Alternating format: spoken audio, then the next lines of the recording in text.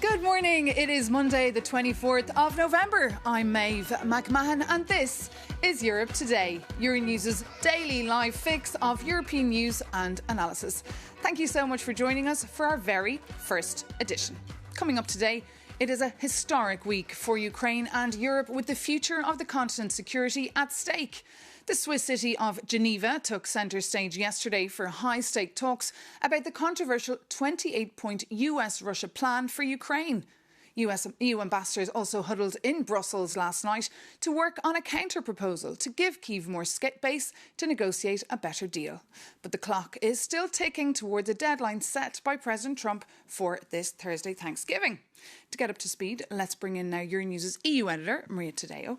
Maria, good morning. Good morning. Look, we're hearing there was progress in Geneva and that deadline could be flexible, but what's your take on the Geneva talks? Well, absolutely. And Maeve, this was certainly the most intense diplomatic effort since the war started. Of course, we had seen in the days prior the U.S. administration really ramping up the pressure on Ukraine, repeating this deadline on Thursday, Thanksgiving Day. And of course, President Trump also tweeting the Ukrainians, they are simply not grateful. But on Sunday in Geneva, we did see Marco Rubio, the top U.S. diplomat, take down some of that temperature, saying there is work that is going through and work is being done. Let's take a look.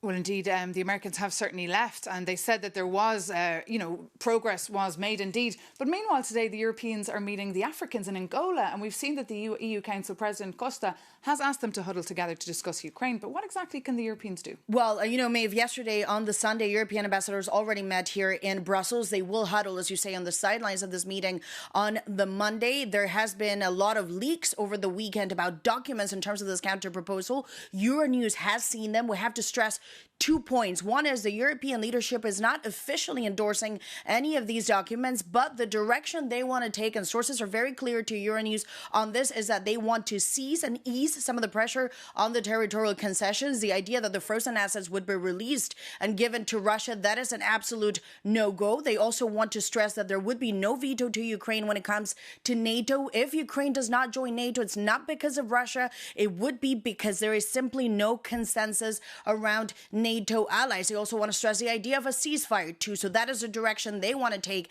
And then two, Maeve, for the Europeans now, this is about also the optics. They do not want to be seen as wanting to sink this plan because they fear they could get the worst end of the stick from President Trump. The goal now is to sway this proposal to also buy more time for Kyiv to get a better deal. And I should also stress, none of the diplomats that I spoke to over the weekend believe this can be done by Thursday, just simply because of the complexity of this proposal. But again, this diplomatic push from the Europeans continue in that direction. Indeed, and for now, the Americans, of course, have left Geneva. Thank you so much.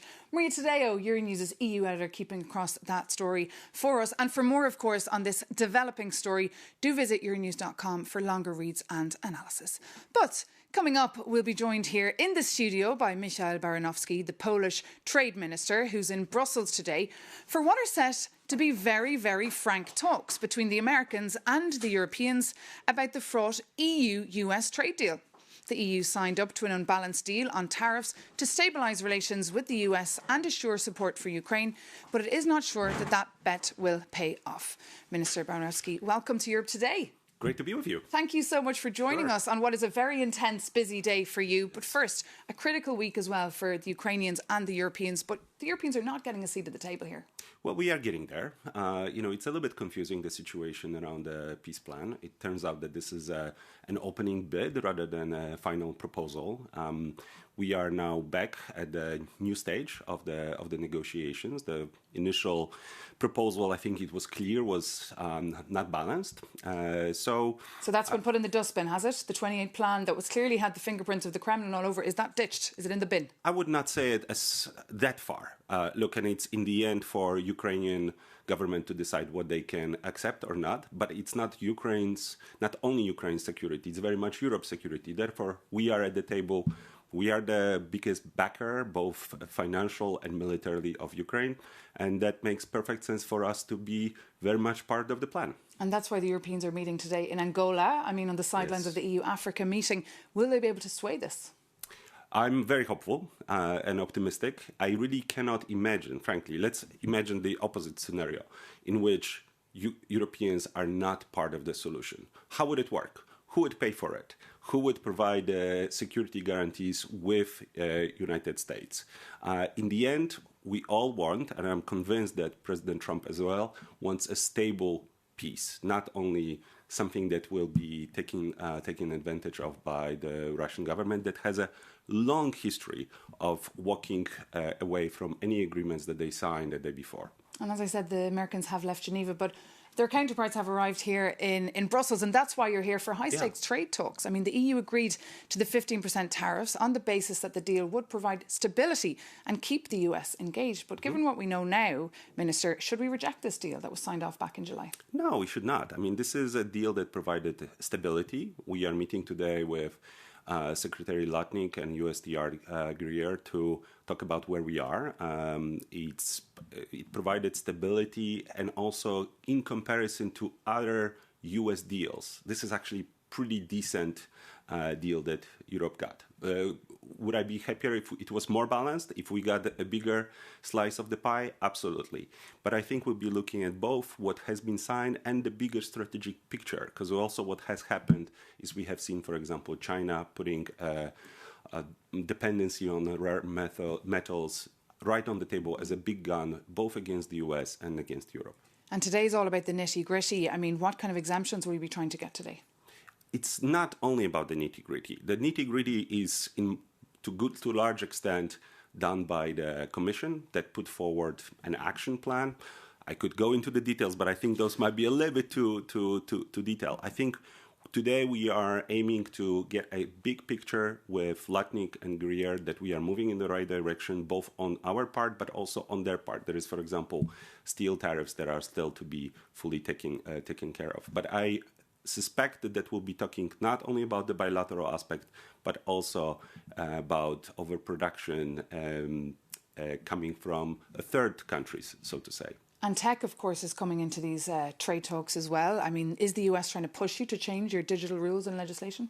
I would be surprised if digital rules were not voiced by the Americans. It would be out of character. Europe is very clear that we are providing a stable base for everyone to engage also in services, in digital services, but we are not going to walk away from our sovereign regulations. So we can talk about the impact on our businesses, on American businesses, but that's one of the red lines that I don't think we'll all of a sudden say, okay, forget about the digital regulations. We'll just do what you tell us. It's a red line. And just to go back to Ukraine and the reconstruction, who should pay when it comes to these frozen Russian assets, that was the main tool the Europeans had on the table, but it seems to be scuppered now.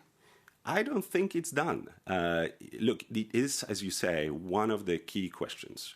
Russia, it's clear who has to pay at the end. It is Russia. Russia is the aggressor. We happen as Europe to have the frozen assets that can be used through a loan to finance Ukraine over the next 2 years to the tune of 140 billion.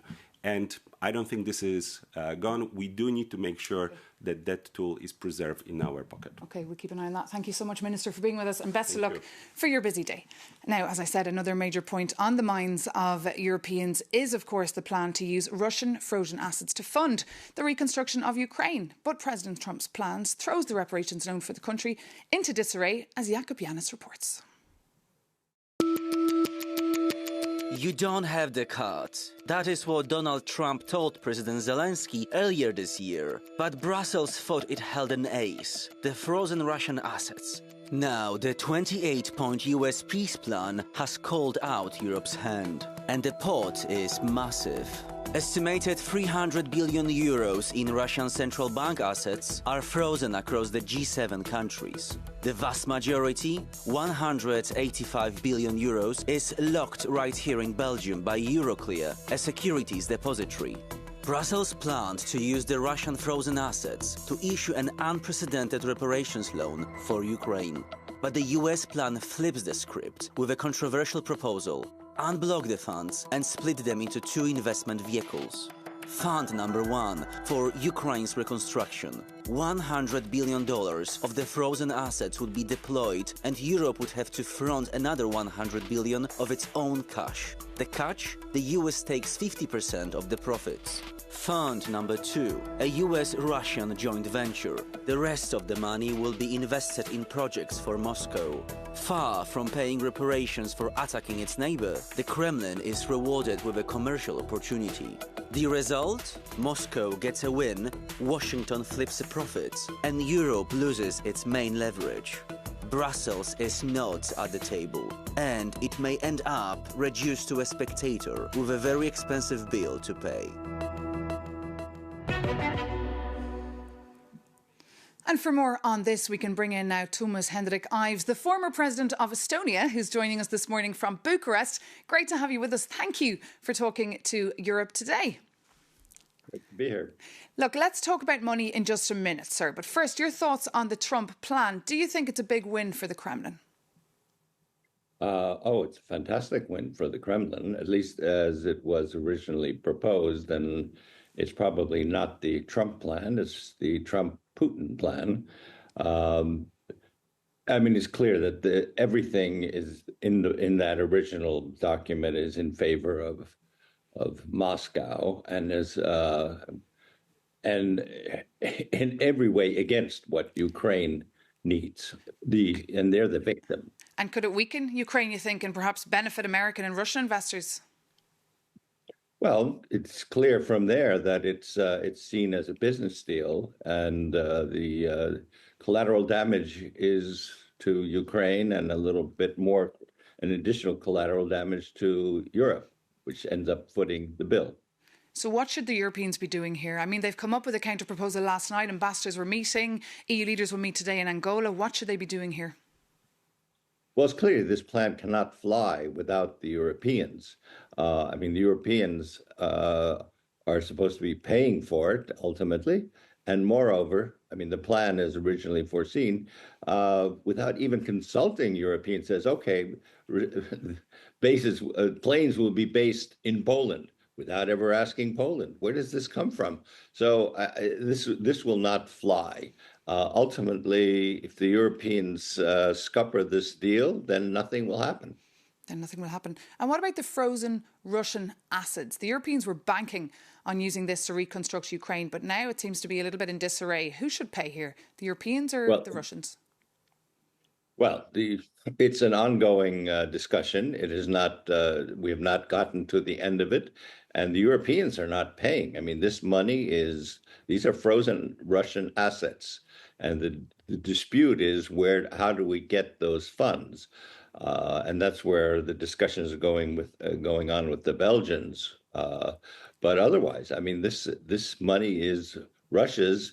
And it will be spent on reparations and on repairing Ukraine once this war is over.